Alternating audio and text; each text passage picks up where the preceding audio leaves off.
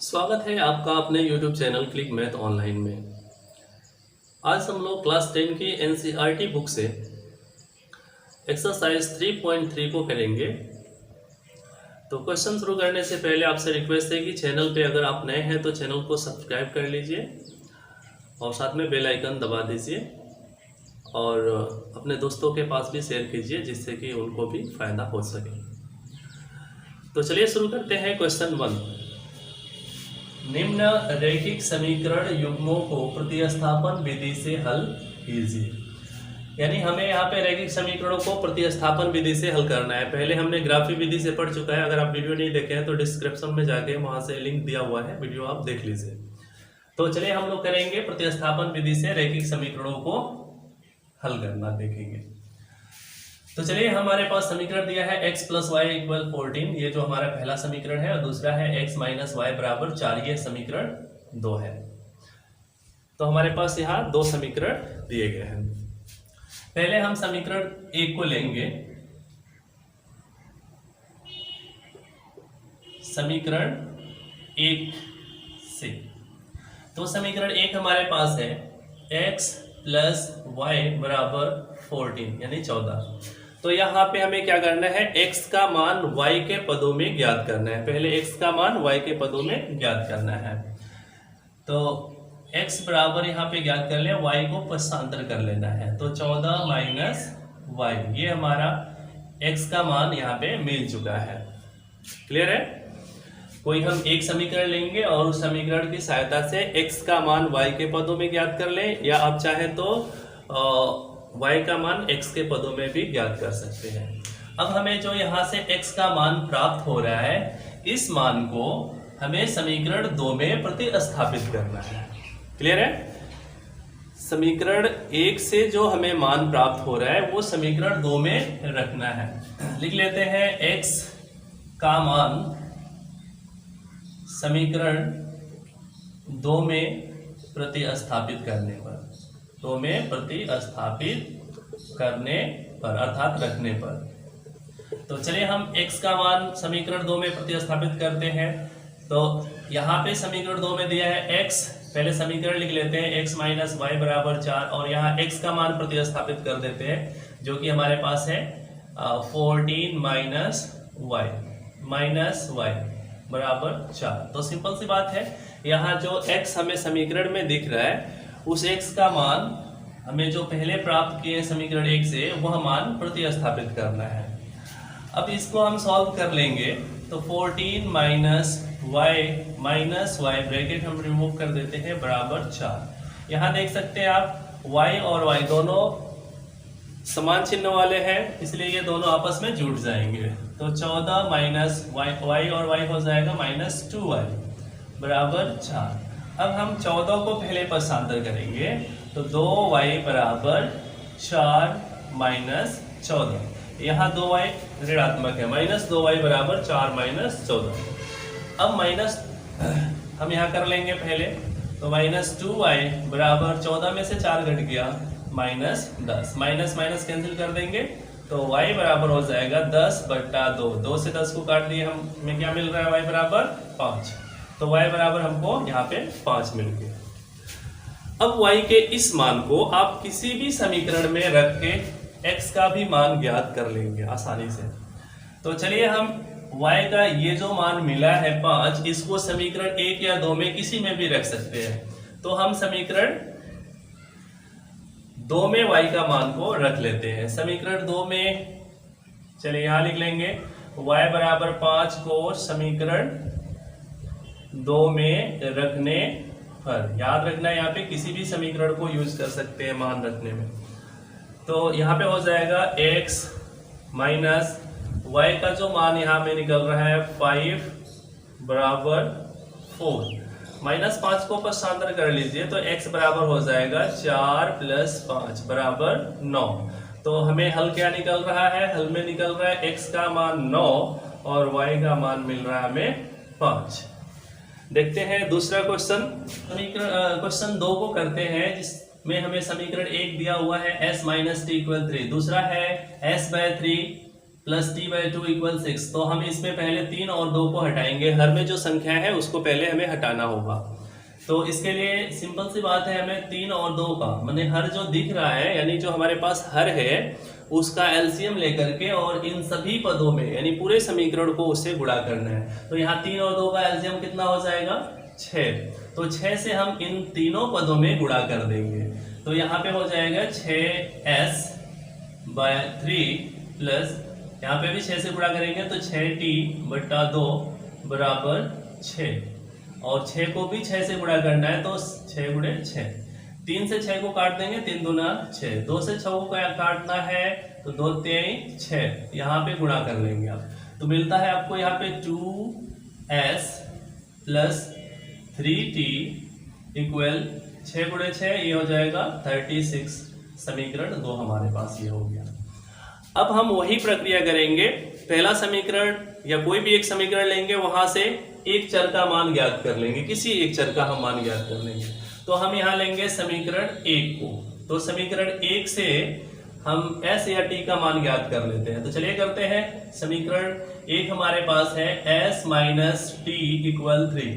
तो यहाँ t को ट्रांसफर कर लेते हैं, s हमें मिल जाएगा, s इक्वल हो जाएगा, t को ट्रांसफर करके क्या होगा 3 और ये जो है माइनस टी ट्रांसफर होके क्या होगा प्लस टी। तो 3 के साथ प्लस टी हो जाएगा यहाँ। अब ये जो हमें s का मान t के पदों में मिल रहा है, ये s का मान को समीकरण 2 में रख लेते हैं, क्योंकि हम समीकरण 1 से s का मान ये ज्ञात किए हैं तो समीकरण 2 में s का मान रखेंगे। तो लिख लेना है आपको s के मान को समीकरण 2 में रखने पर। तो चलिए रख लेते हैं समीकरण 2 में s का मान। तो हमारे पास समीकरण 2 है, यहाँ पे देख सकते हैं 2 इंटू एस और s का मान हमें क्या लेना है 3 प्लस टी। तो 2 इंटू एस का मान 3 प्लस टी अभी हमने ज्ञात किया है, प्लस आगे है 3t इक्वल 36। अब यहाँ ब्रैकेट तोड़ के हमें हल कर लेना है। यहाँ पे तो ब्रैकेट अगर तोड़ते हैं तो 2 से हम इन दोनों पदों को गुणा कर लेंगे। तो 2 गुणे 3 2 3 6 प्लस 2 गुणे टी 2t हो जाएगा, प्लस यहाँ है आपका 3t इक्वल 36। अब यहाँ t वाले जो पद हैं, सजाती जो पद हमारे पास है, उनको हम आपस में जोड़ लेंगे यानी प्लस कर लेंगे। इसलिए हम ऐसे कर लेते हैं 6 plus 2t plus 3t plus कर लेंगे तो ये हो जाएगा 5t इक्वल 36। अब हम t का मान ज्ञात करना है तो 6 को 5 को ट्रांसफर करेंगे, पहले 6 को करते हैं ट्रांसफर। तो 5t इक्वल 36 और ये हो जाएगा -6। तो 5t इक्वल हो जाएगा 36 माइनस 6 ये हो जाता है आपका 30। तो t इक्वल हो जाएगा 30 बाय 5 5 6 30। 5 से 36 को काट देंगे 6 बार में, 5 6 30। तो t का यहाँ मान निकल रहा है हमें, t बराबर मिल गया 6। अब ये t का जो मान निकला है आप किसी एक समीकरण में इस मान को प्रतिस्थापित कर देना है आपको। तो चलिए हम करते हैं t बराबर 6 को समीकरण 1 में प्रतिस्थापित करने पर या रखने पर। तो समीकरण 1 में रख लेते हैं t का मान। तो समीकरण 1 है s माइनस t का मान हमें क्या लेना है 6। तो यहाँ हो गया s माइनस 6 इक्वल है 3। अब -6 को पक्षांतर कर लेंगे तो s बराबर हो जाएगा 3 और प्लस 6 या -6 इधर में जाएगा प्लस हो जाएगा तो +6। तो s बराबर हो गया 6 प्लस 3 यानी 3 प्लस 6 9। s का मान हो गया यहाँ पे 9। तो हमें जो s और t के मान निकल रहे हैं क्या क्या है, s इक्वल 9 और t इक्वल 6। ये हमारे समीकरण के हल है, ये आपका आंसर हो जाएगा। चलिए तो यहाँ पे क्वेश्चन 1 का थर्ड पार्ट हमारे पास है 3x माइनस वाई इक्वल 3 और दूसरा इक्वेशन है 9x माइनस 3y इक्वल 9। तो पहले हम यहाँ पे इन तीनों पदों को 3 से विभाजित करेंगे। अगर समीकरण थोड़ा सरल हो रहा है तो उसको सरल कर लेना होता है, उसके बाद उसको प्रतिस्थापन विधि या जो भी विधि से हल करना है आप कर सकते हैं। तो हम इन सभी के पदों को 3 से विभाजित करेंगे, यानी सभी पदों को क्या करेंगे, सभी पदों यानी दोनों पक्षों को आप लिख लीजिए, दोनों पक्षों में 3 से भाग, आप कॉमन भी ले सकते हैं, हम 3 से भाग कर देते हैं। तो 3 से भाग करेंगे तो यह हो जाएगा 3x, माइनस 3 से भाग करेंगे 3 कैंसिल हो जाएगा, बचेगा y बराबर 3 से 9 को काट देंगे तो 3 तरीके 9। ये हमारा समीकरण 2। अब हमें देखने के लिए मिल रहा है कि दोनों समीकरण तो सेम है, ये भी है 3x माइनस वाई इक्वल 3 और ये भी है 3x माइनस वाई इक्वल 3। ऐसे में हम प्रतिस्थापन विधि से हल तो निकाल सकते हैं, लेकिन यहाँ पे याद रखना है ये दोनों समीकरण सेम है, इसलिए इसके बहुत सारे अनंत हल निकलेंगे। तो चलिए कुछ हलों को हम ज्ञात कर लेते हैं। तो समीकरण को ले लेते हैं, हमारे पास समीकरण है 3x माइनस वाई इक्वल 3। यहां से आप y बराबर ज्ञात कर लेंगे पहले। तो y बराबर हो जाएगा आपका, जो y ज्ञात करना है तो आप माइनस वाई को पक्षांतर करेंगे दाहिने साइड में, यानी प्लस होने के लिए, लेकिन लिखेंगे बाया साइड में। तो हमने माइनस वाई को पक्षांतर कर लिया इधर, तो ये प्लस वाई हो गया। और साथ में क्या करना है, आपको 3 को पक्षांतर करना है 3x के साइड में, तो 3x माइनस 3, ये y बराबर यहाँ पे हो जाएगा 3x माइनस 3। क्लियर है? तो ये हमारा y का मान हो गया। अब यहाँ पे देखिए हमारे पास समीकरण तो दोनों सेम है, तो हम x के मान को खुद प्रतिस्थापित करेंगे। x के मान को हम जितना लेते हैं, x के हम कुछ भी मान यहाँ ले सकते हैं, उसके हिसाब से हमें y के मान मिल जाएंगे। तो लिख लेना है यहाँ x व y के अनंत यानी अनेक हल हैं, अनेक हल है। तो कुछ हल हम ज्ञात कर लेते हैं। चलिए हम इस बार x का पहले मान लेते हैं 0। अगर x का मान हम 0 लेते हैं तो देखते हैं y बराबर क्या निकलेगा।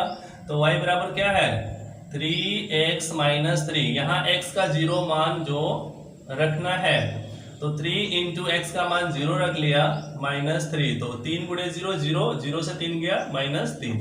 तो यहाँ पे एक हल निकल रहा है, x का मान 0 और y का मान क्या निकल रहा है माइनस 3। अब हम x बराबर लेते हैं 1, और x बराबर जब 1 लेंगे तो y हमारे पास निकलेगा यहाँ से 3x माइनस 3 से y x का मान यहाँ पुट कर देना है। तो 3 इंटू एक्स का मान हम 1 ले रहे हैं माइनस 3, इक्वल हो जाएगा 3 एक करने 3 और 3 से 3 कट गया 0। तो यहाँ पे जो हल निकल रहा है उसमें x का मान मिल रहा है 1 और y का क्या मान मिल रहा है 0। तो इस तरह से हम x और y के बहुत सारे मान यहाँ पे ज्ञात कर सकते हैं, क्योंकि दोनों समीकरण बिल्कुल समपाती हैं, माने समान है समीकरण। अब हम करते हैं क्वेश्चन 4 को यहाँ पे। तो क्वेश्चन 4 में हमें जो समीकरण दिए हैं इसमें x और y के गुणांक पहले दशमलव रूप में दिख रहे हैं। तो सबसे पहले हम दशमलव को यहाँ पे हटा देते हैं। समीकरण पहला वाला ले लेते हैं 0.2x प्लस 0.3y इक्वल 1.3। तो यहाँ पे देखिए दशमलव को हटाने के लिए हम 10 से गुणा करेंगे, क्योंकि दशमलव का जो स्थान है वो 10वां है। यहाँ भी दशमलव का स्थान देख लीजिए 10वां, यानी एक अंक के बाद एक अंक पे दशमलव है, तो हम 10 से गुणा करेंगे। अगर दशमलव हटाना है और दशमलव 2 अंकों पे है तो वहां 100 से गुणा करेंगे। ऐसे दशमलव 3 अंक पे है तो हमें 1000 से गुणा करना होगा। तो यहाँ दशमलव का स्थान 10वां है, इसलिए दोनों पक्षों में 10 से गुणा कर देंगे। किससे गुणा करेंगे 10 से, क्योंकि दशमलव का स्थान 10वां है, इसलिए हम 10 से गुणा कर देते हैं। तो 10 से गुणा करेंगे, ये हो जाएगा 2x प्लस ये हो जाएगा 3y, दशमलव हट जाएगा बराबर 1.3 को 10 से गुणा करेंगे 13। जैसे कि इस तरह से 0.3 है तो इसको अगर 10 से गुणा करेंगे तो ये हो जाएगा 10 3 30 और दशमलव कितने अंकों पे है 1 अंक पे, तो 1 अंक पे दशमलव लेंगे, पूर्णांक संख्या 3 हमको मिल रहा है। इसी तरह से इस तरह दशमलव यहाँ पे हटाएंगे। अब ये हमारा हो गया समीकरण 1। और दूसरा इक्वेशन जो दिया था उसको लेते हैं, ये है 0.4x प्लस 0.5y बराबर 2.3। यहाँ भी दशमलव का स्थान 10वां है, एक एक अंक पे दशमलव है, तो 10 से गुणा करेंगे। दोनों पक्षों को 10 से गुणा यहाँ भी कर लेना है। तो ये हो जाएगा आपका 4x प्लस ये हो जाएगा 5y इक्वल ये हो जाएगा 23। समीकरण 2, 10 से गुणा किया, दशमलव खत्म हो गए।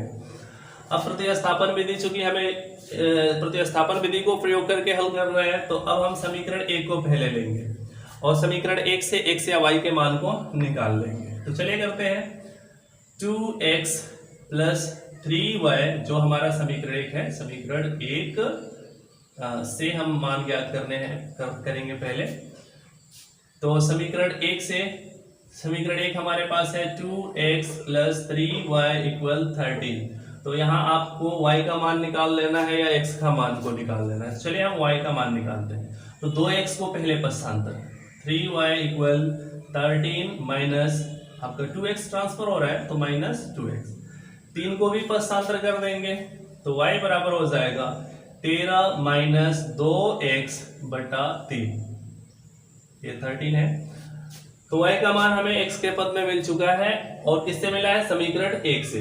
अब ये y का मान समीकरण दो में रखेंगे, तो y के मान को समीकरण दो में रखने पर, तो चलिए रख लेते हैं। समीकरण दो हमारे पास है 4x प्लस 5y, y का मान हमें क्या लेना है यहाँ पे, तो 5 इंटू वाई का मान हमें लेना है 13 माइनस 2x, 13 माइनस 2x बटा 3 बराबर क्या है आगे 23, 23। तो चलिए यहाँ हल कर लेते हैं हम। पहले 5 से इनको मल्टीप्लाई करेंगे, तो ये 4x प्लस 5 से गुणा कर देंगे तो 13 पचे 65, 13 पचे 65 माइनस 5 गुना 10x बटा ये है आपका 3 बराबर 23। अब हम यहाँ पे देख रहे हैं 65 माइनस 10x का हर 3 है लेकिन इसका हर नहीं है, तो एलसीएम ले लेंगे तो दोनों का एलसीएम हो जाएगा यहाँ पे 3। तो 3 लेने के बाद चलिए या हाँ ठीक है, एलसीएम 3 ले लिया हमने। अब 3 से इसको गुणा कर देंगे तो 3 चौको 12x प्लस 65 माइनस 10x बराबर 23। अब यहाँ x वाले पद को x के साथ प्लस या माइनस नहीं जोड़ या घटाव कर सकते हैं। तो 12x से 10x घट जाएगा, क्या आएगा यहाँ पे लिख लेते हैं। तो 12x से 10x निकल गया तो क्या बचता है 2x प्लस 65 बटा 3 बराबर 23। 3 को पक्षांतर करेंगे 65 को भी कर देते हैं, तो 2x बराबर 2x प्लस 65 बराबर 23 गुणे 3 गुणा कर लेते हैं। 2x प्लस 65 बराबर 3 तरीके 9, 3 दूना 6, 69 हो गया। 65 को पक्षांतर कर लेंगे, 2x बराबर 69 माइनस 65, तो माइनस होके क्या आ जाएगा देख लेते हैं यहाँ पे। 2x इक्वल 9 में से 5 गया 4, 6 में 6 गया 0, x बराबर हो जाएगा 4 बटा 2, काट देंगे। आपका x का मान क्या मिल रहा है, x बराबर 2 मिल रहा है। अब इस x का मान किसी भी समीकरण एक में रख सकते हैं y निकालने के लिए, तो y बराबर ज्ञात कर लेते हैं। चलिए हम इस बार समीकरण में से कोई समीकरण यूज नहीं कर लेते, हम यहाँ पे y का मान को यूज करते हैं। तो y बराबर क्या है 13 माइनस 2x बटा 3, x का मान यहाँ 2 रख लीजिए, तो 13 माइनस 2 गुणे x का मान क्या ले रहे हैं 2 बटा 3, गुणा करके घटा लेंगे आप, तो यहाँ y हो जाएगा 13 माइनस 2 दूना 4 बटा 3, तो 13 में से 4 गया 9, 9 बटा 3, 3 से 9 को काट देंगे 3, तो यहाँ पे x का मान क्या मिल रहा है 2 और y का मान क्या मिल रहा है 3, तो y बराबर हो गया यहाँ पे 3। तो यहाँ पे दोनों समीकरणों का हल है x बराबर 2 और y बराबर 3। चलिए देखते हैं क्वेश्चन 5। क्वेश्चन एक का ही पांचवा भाग हमारे पास है √2x plus √3y equal 0, √3x minus √8y equal 0। हमारे पास दो समीकरण दिए हैं, हम प्रतिस्थापन विधि को यहाँ भी यूज करेंगे।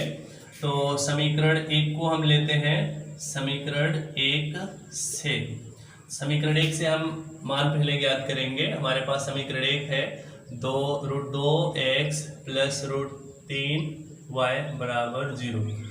तो चलिए हम यहाँ x का या y का मान ज्ञात कर लेते हैं, y का ज्ञात करेंगे। तो हम x वाले पद को पक्षांतर कर देंगे दूसरे साइड में, तो कर लेते हैं।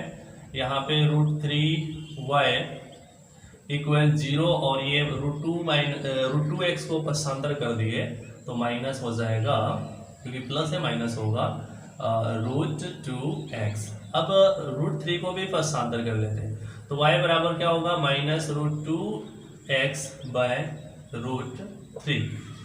तो हमने इस तरह से x का यहाँ पे y का मान ज्ञात कर लिया x के पदों में। क्लियर है ना? अब हम इस y के मान को समीकरण 1 में नहीं, समीकरण 2 में रखेंगे। तो हम यहाँ पे लिख लेते हैं y के मान को समीकरण 2 में रखने पर, चूंकि हमने समीकरण 1 से मान ज्ञात किया है तो अब समीकरण 2 में इस मान को रखना है, याद रखना है।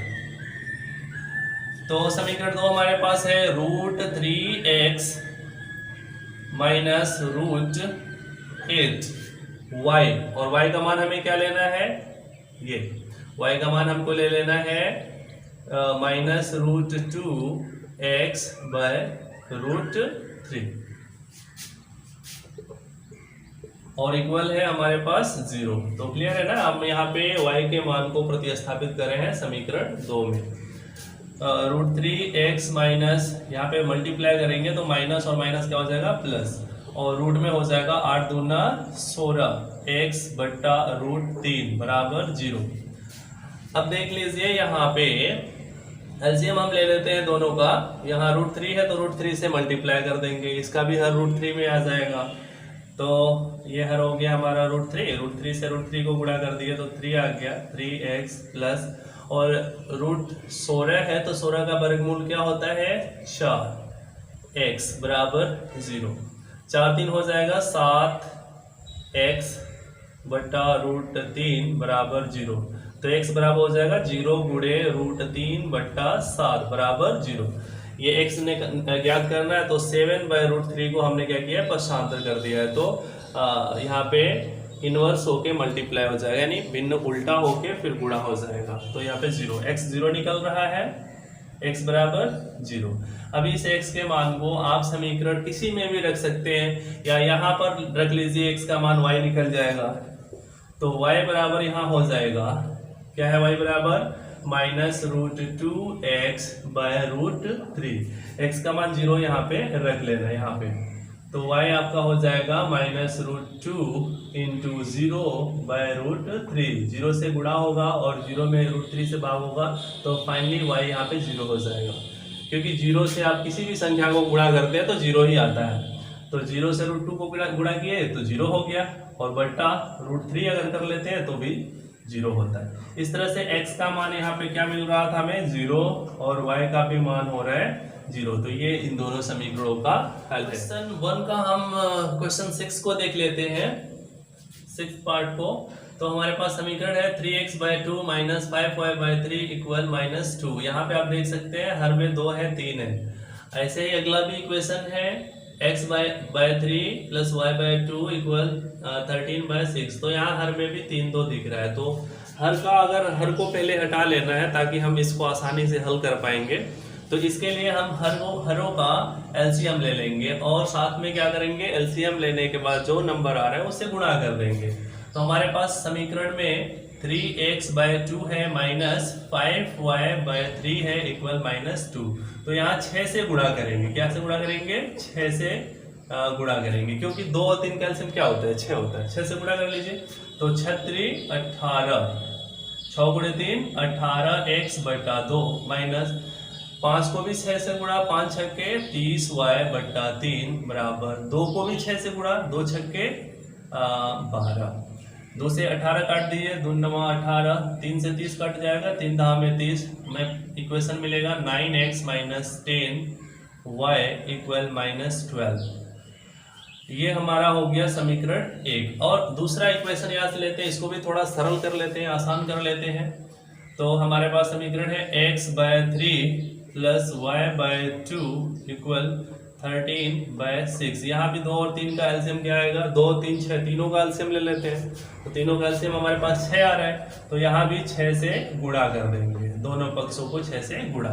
तो ये हो जाएगा आपका 6x/3 प्लस 6y/2 बराबर 13/6 गुणे 6। 6 से 6 कैंसिल, यहाँ भी काट देंगे, 3 2 9 6, 2 से 6 कट गया, 2 3 6। तो सिंपल सा है equation, 2x plus 3y equal 13। ये हमारा हो गया इक्वेशन 2। अब हम क्या करेंगे? किसी भी एक समीकरण को लेके वहां से x का मान या y का मान ज्ञात कर लेते हैं। तो समीकरण 2 को हम लेते हैं, तो समीकरण 2 से हम मान ज्ञात कर लेते हैं y का। तो समीकरण 2 हमारे पास है 9x, ठीक है, 9x minus 10y equal minus 12। तो हम 9x को पहले ट्रांसफर कर लेंगे, तो माइनस 10y इक्वल माइनस 12, और ये 9 उधर में जाएगा तो माइनस 9x। अब माइनस 10 को भी पक्षांतर कर लेते हैं, तो y बराबर हो जाएगा माइनस 12 माइनस 9x बटा माइनस 10। हम माइनस कॉमन करके माइनस को कैंसिल कर देते हैं, तो y बराबर आपका हो जाएगा, माइनस कॉमन करके कैंसिल कर दिए माइनस से माइनस को, तो ये 12 माइनस नहीं है प्लस 9x बटा 10। ये y का मान यहाँ निकल रहा है। अब इस y के मान को समीकरण इसमें रखेंगे 2 में, क्योंकि हम यहाँ समीकरण 1 से हमने मान ज्ञात किया, समीकरण 1 से y का मान निकला है, तो जो ये मान है अब समीकरण 2 में रखेंगे। याद रखना, चेंज कर लेना है इक्वेशन को। तो यहाँ y का जो मान है y बराबर 12 प्लस 9x बटा 10 को समीकरण किसमें 2 में रखने पर, तो समीकरण 2 में 2 है, ये है 2 into x plus 3 into y का मान हमें ये पुट करना है। y का मान है 12 प्लस 9x बटा 10, और साथ में बराबर 13 है, बराबर 13 को ले लेना है। अब हम यहाँ देख लेंगे 3 से गुणा करके, तो 2x प्लस 12 3 36 प्लस है 9 3 27x, और ये है बटा में 10 बराबर 13। ये बटा में 10 को हटाने के लिए हम इसी 10 से बाकी के दोनों पदों में गुणा कर लेते हैं, है ना, क्योंकि इस पद में बटा 10 है, तो बाकी भी इस पद में और इस पद में 10 से गुणा करेंगे, 10 के हट जाएगा यहाँ से, तो 10 दूना 20x प्लस, और यहाँ पे आप देख लीजिए आपका 36 माइनस 27x बटा 10 गुणे 13 130। अब यहाँ पे ये प्लस है, 27 और 20 जोड़ लीजिए, 47x बराबर 130, 36 पक्षांतर हो गया तो माइनस 36, तो x बराबर हो जाएगा, ये घटा लेना है, तो यहाँ पे आपको हो जाएगा, मिल जाएगा 94 बटा 47 से 2 बार में कट जाएगा 94, तो x बराबर हो जाएगा 2। और ये x का जो मान है इसको हम कहाँ रखेंगे, यहाँ पे y के इस मान में, तो y बराबर आपको मिल जाएगा 12 प्लस 9x बटा 10। y का मान यहाँ पे निकाल चुके हैं, देखिए यहाँ पे, तो y का जो ये मान है ना, इसी में x का मान रख देंगे, y निकल जाएगा, तो बराबर हो जाएगा 12 प्लस 9 गुणे 2 बटा 10, तो ये हो जाएगा 12 प्लस 9 दूना 18 बटा 10, ये हो जाएगा 30 हो जाएगा, 30 बटा 10, तो 10 से 30 काट देंगे, कितना बार में, 2 बार में, तो y हो गया 2। तो x का मान 2 और 10 30 3 बार में कटेगा, तो y का मान हो जाएगा यहाँ पे 30, x का मान 2 और y का मान 3। हाँ, तो तब तक के लिए इतना ही, मिलते हैं नेक्स्ट वीडियो में।